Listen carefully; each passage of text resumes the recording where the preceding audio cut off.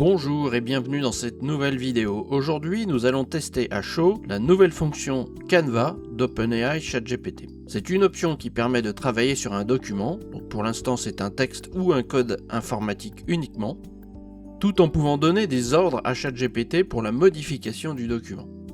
C'est un crash test, je ne l'ai pas testé avant, nous allons découvrir ensemble ce que cela apporte et si c'est utile. C'est parti!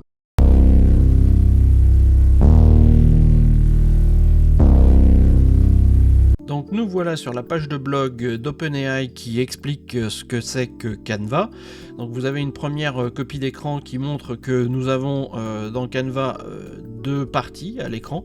Vous avez une partie où il y a le texte, ici donc il s'agit d'un texte, le texte qui est en cours d'édition, et de l'autre côté vous avez comme un assistant qui va prendre des ordres pour travailler ou modifier le texte.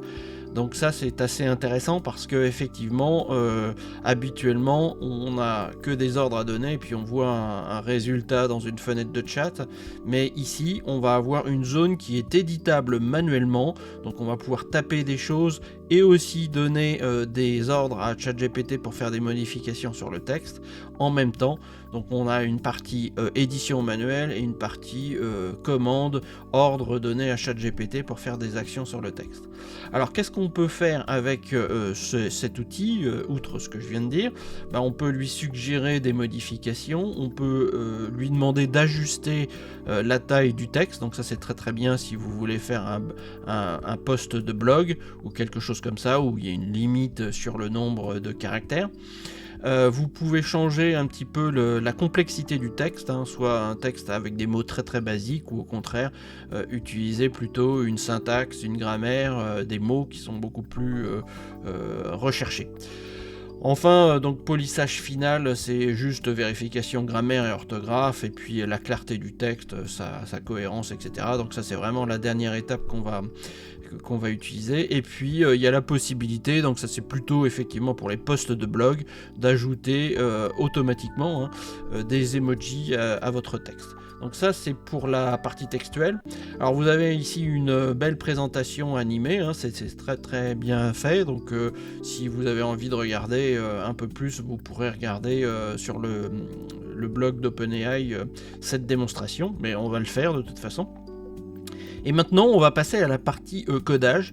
Donc la partie codage c'est le même principe, on va avoir toujours une séparation entre les commandes qu'on donne à ChatGPT et le document qui cette fois-ci est donc un code.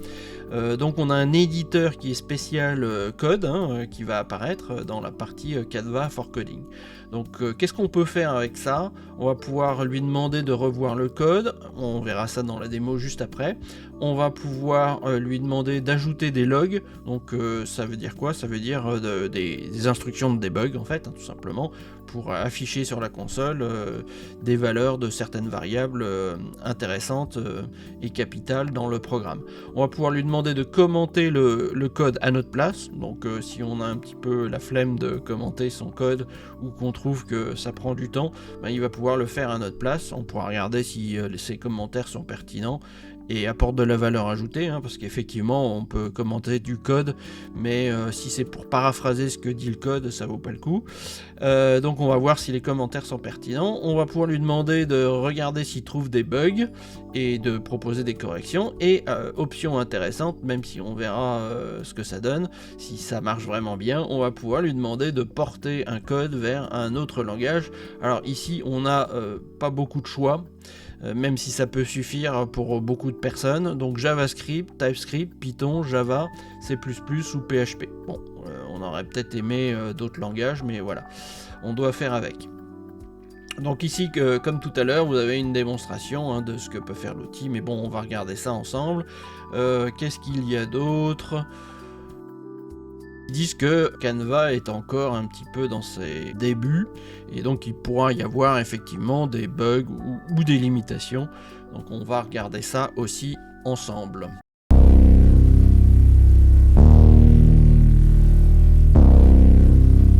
Alors, nous voilà dans la fenêtre de ChatGPT. Donc il va falloir sélectionner non pas ChatGPT 4, mais vous voyez qu'il y a un nouvel item qui est apparu, c'est ChatGPT 4o with Canva.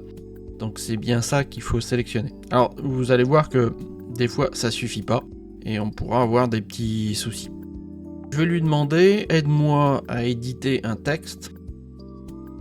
Et là donc la première astuce c'est de mettre use Canva. Donc là on arrive effectivement dans la fenêtre à deux côtés avec la séparation. Et je colle ici le texte du début d'une vidéo qui va bientôt sortir.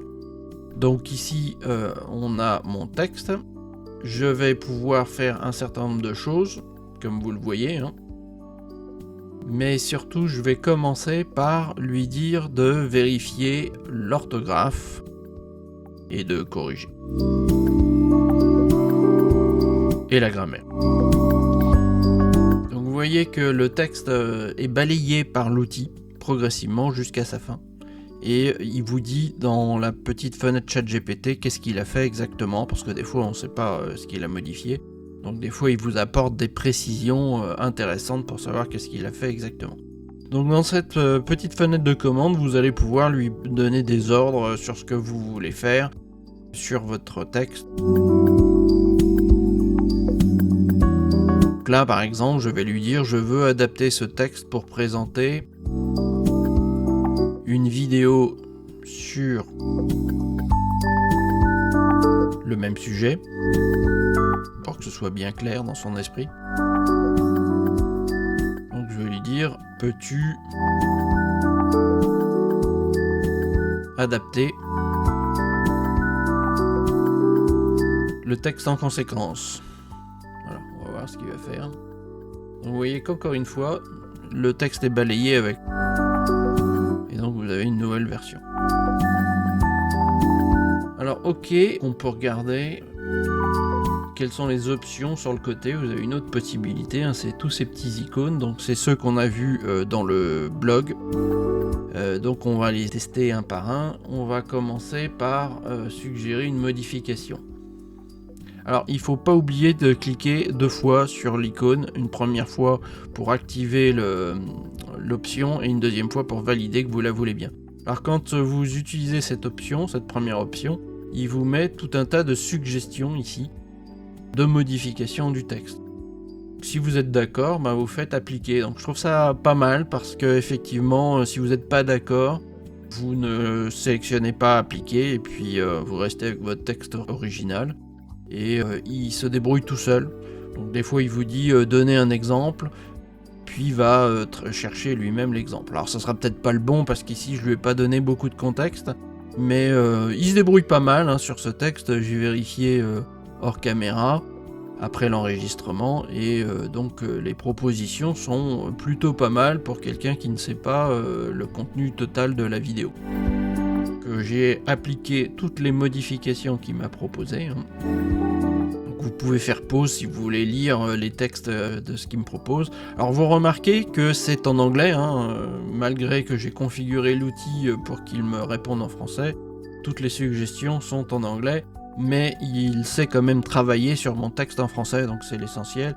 C'est vrai que si vous ne comprenez pas l'anglais, ça va être un peu compliqué.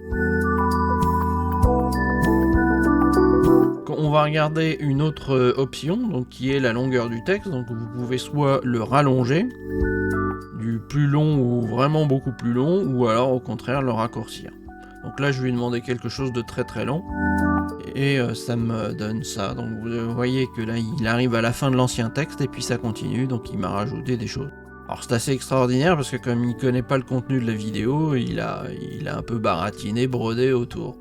Donc là je vais pas accepter et c'est pour ça que j'ai fait undo. Vous avez un petit undo en haut, il a restauré la version. On passe à la modification suivante, c'est de choisir le niveau scolaire de mes lecteurs. Donc là j'ai demandé quelque chose pour les enfants et donc vous voyez bonjour les amis, etc. etc. Vous voyez que le vocabulaire est très très simple et il a modifié le texte en conséquence. Donc c'est amusant parce qu'effectivement, si vous vous adressez à plusieurs publics, vous pouvez faire plusieurs versions du même texte. Alors au contraire, si vous voulez avoir un niveau enseignement supérieur, donc ingénieur, cadre, etc., ben, là vous avez une nouvelle version qui va apparaître avec des mots, des phrases beaucoup plus compliquées, avec une syntaxe plus élaborée. Là il m'a mis chers collègues, je ne suis pas d'accord parce que c'est une vidéo, c'est pas des collègues, donc je vais pouvoir sélectionner un texte et puis vous voyez une petite bulle qui apparaît et je peux donner un ordre directement lié à cette partie là pour demander à ChatGPT de faire des modifications. Donc je lui dis ce ne sont pas des collègues mais les abonnés à ma chaîne YouTube. Là évidemment j'aurais pu le corriger moi-même, hein, c'est juste pour vous montrer, donc là il l'a transformé en chers abonnés. Alors évidemment des fois on peut sélectionner beaucoup plus de texte et lui demander des modifications beaucoup plus compliquées. Ici c'était juste pour la démonstration.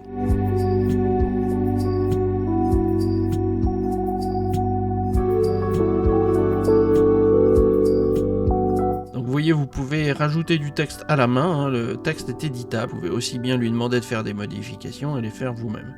Alors je vais lui demander de raccourcir le texte. Donc là on va revenir sur une version plus courte, j'aurais pu faire un undo, hein, tout simplement. Et on peut faire plusieurs fois de suite la même option. Donc je peux encore lui demander de raccourcir le texte par exemple, s'il ne me convient pas. Donc là je réapplique une deuxième fois, un peu plus court. Donc, vous allez voir qu'il va être un petit peu plus court que précédemment. Voilà, donc là j'ai quelque chose sous forme de quelques paragraphes. Je peux lui demander encore plus court, donc n'oubliez pas de cliquer 2 fois. Hein. Voilà, donc là on a peut-être quelque chose qui correspond à un post de blog. Et là je vais lui demander de peaufiner, donc c'est-à-dire la vérification d'orthographe, la présentation, la grammaire, etc. Et vous voyez que là il m'a écrit un peu sous la forme effectivement d'un article, avec des textes en gras, et une présentation un peu plus sympathique. Et puis là on utilise l'option de rajouter des emojis, donc bon, pour ceux qui aiment bien ça, ça peut être sympathique. Et encore une fois, le texte est éditable, donc s'il y a un emoji qui vous plaît pas, ben vous pouvez tout simplement l'enlever sans avoir besoin de donner l'ordre à ChatGPT.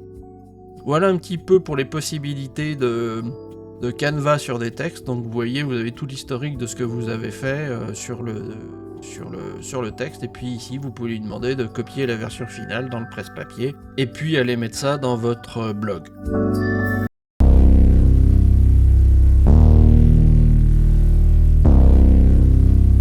Donc passons maintenant à l'édition de code avec Canva. On se retrouve sur la fenêtre ChatGPT, n'oubliez pas de sélectionner With Canva, et puis dans le message, on va lui indiquer « Aide-moi avec ce code ». Et je précise Python, code Python. Donc là, je lui mets le code, et on voit qu'il n'a pas basculé en mode Canva.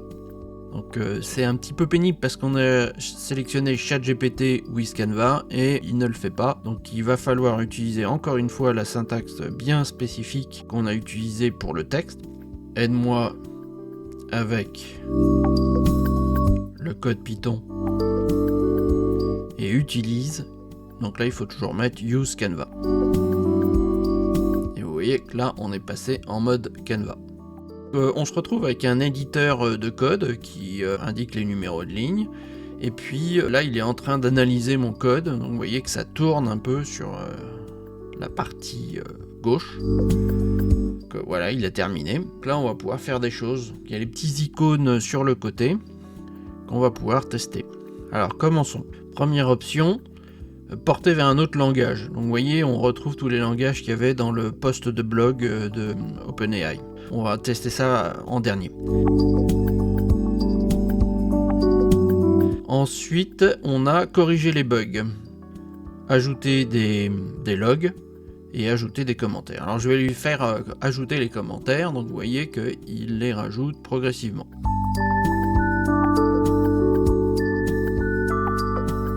Donc ça prend un certain temps. Et vous voyez ligne par ligne tout ce qu'il a rajouté. Alors si vous voulez regarder le détail des commentaires qu'il a rajoutés, ben, vous pouvez faire pause dans la vidéo et regarder un petit peu ce qu'il a mis.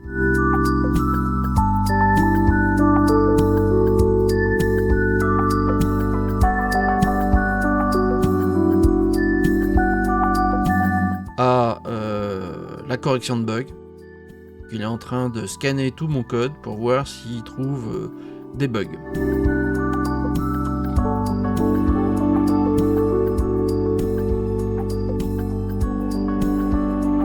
C'est un peu long. Donc là, le code est pas très grand. Alors c'est le code que j'utilise dans la vidéo pour donner des yeux à ChatGPT. Donc je vous mets en référence la vidéo en question. Donc il a corrigé quelques bugs, dit-il.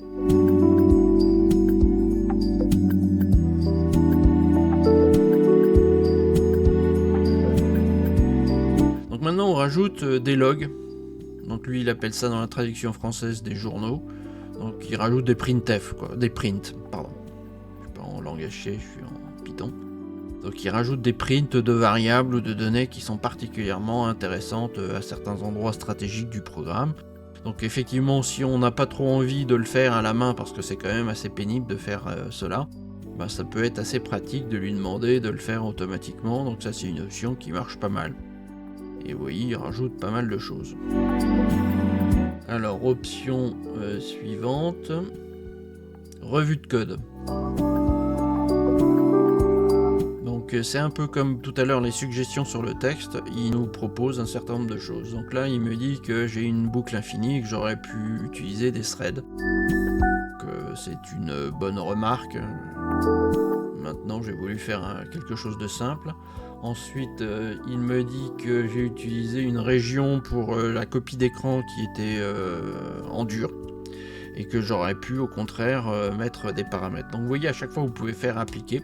Donc là je lui ai demandé de passer en mode thread. Donc on va voir qu'est-ce qu'il a rajouté.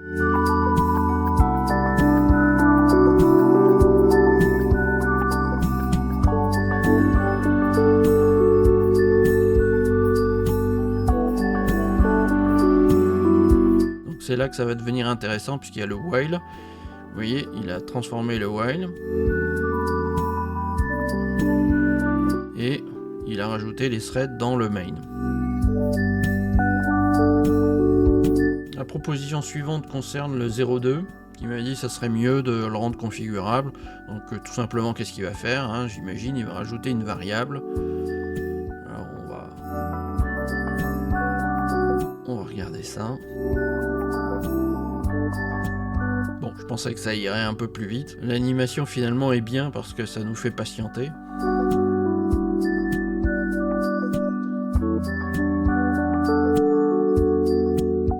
Au début pour voir qu'est-ce qu'il a fait, il a dû rajouter une variable globale et effectivement c'est le cas, image difference result 0.2 et donc on va retrouver la modification quelque part par là. Ensuite dernière proposition, c'est d'ajouter de la gestion d'erreurs sur l'appel à OpenAI.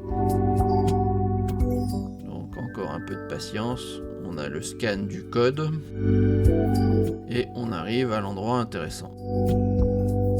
Donc voilà, on a vu qu'il a mis des excepts, donc il traite les erreurs directement dans le code. Donc on va laisser terminer son scan. Alors vous voyez encore une fois à gauche, vous avez l'explication de tout ce qu'il a changé, hein. Donc ajout d'une variable, etc., etc. Donc ça c'est pas mal. Il reste une modification, c'est de rendre configurable la copie d'écran, enfin la zone de copie d'écran. Donc voilà, il m'a créé une variable à cet égard et il va sûrement la remplacer à l'endroit où des nombres étaient utilisés en dur.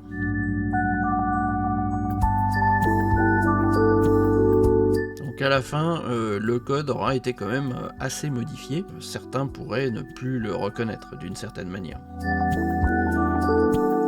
Donc qu'est-ce qu'on a tout vu? Oui, donc on va regarder maintenant un langage et puis on va choisir le C++.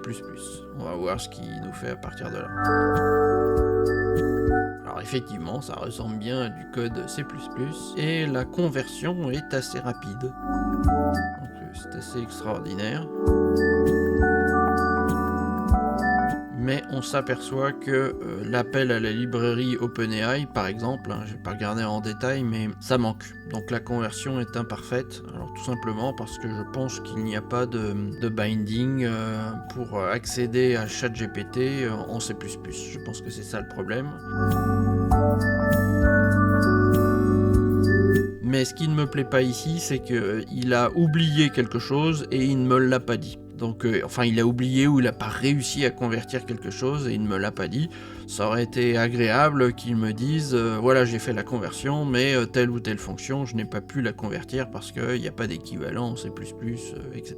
Donc, un petit bémol sur la version code, car on voit qu'il y a quand même quelques limites et que ça peut être un peu dangereux si on n'est pas développeur soi-même. On ne peut pas faire confiance aveuglément à ce qu'il nous fait.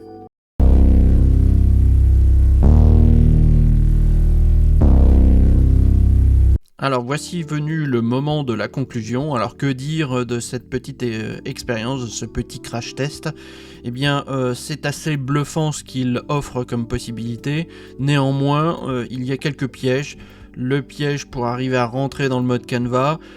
J'ai constaté aussi, après avoir fait quelques tests supplémentaires, que en mode texte et sûrement en mode code, la taille du texte est assez limitée, donc on peut pas mettre des grands textes. On pourrait pas prendre tout un chapitre d'un livre si le chapitre est un peu grand. Donc ça c'est un peu dommage parce que ça pourrait être une aide assez importante pour ceux qui écrivent des livres. Mais pour faire des posts de blog ou des communications sur les réseaux sociaux ou des petits articles, ça va très bien. Est-ce qu'ils amélioreront ça à l'avenir? Je ne sais pas.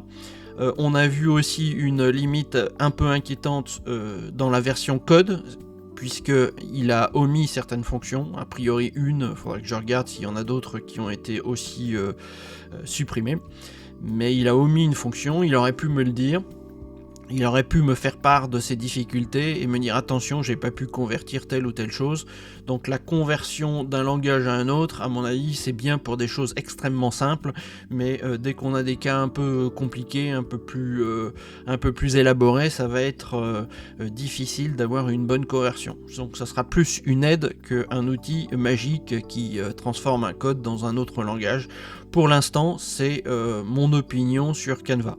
Donc oui, c'est une option qui est utile, qui est assez agréable à utiliser, même si il faut s'habituer un peu au double clic. Une fois on sélectionne l'icône, une fois on sélectionne l'icône et ensuite on a la petite flèche vers le haut, il faut encore recliquer pour valider l'option. Ça c'est un peu bizarre, je sais pas pourquoi ils ont choisi ça, mais voilà, il faut s'habituer un peu à l'interface homme-machine, il faut arriver à rentrer dans le mode qui n'est pas toujours évident, et oui c'est utile a priori, et pour l'instant ça marche pas mal, c'est pas parfait, je pense qu'ils amélioreront l'outil dans les mois qui vont venir. Voilà, j'espère que cette vidéo vous a plu, et si c'est le cas, n'oubliez pas de vous abonner, de mettre un petit pouce bleu, de mettre un commentaire pour me faire part de votre expérience avec cet outil, après l'avoir testé en vidéo. Donc si vous avez constaté des choses que je n'ai pas vues, qui sont intéressantes, n'hésitez pas dans la section commentaires à me dire toutes vos trouvailles, ça sera partagé ainsi avec toute la communauté. Merci, à bientôt, à la prochaine vidéo. Ça vous intéresse? Si ce programme vous a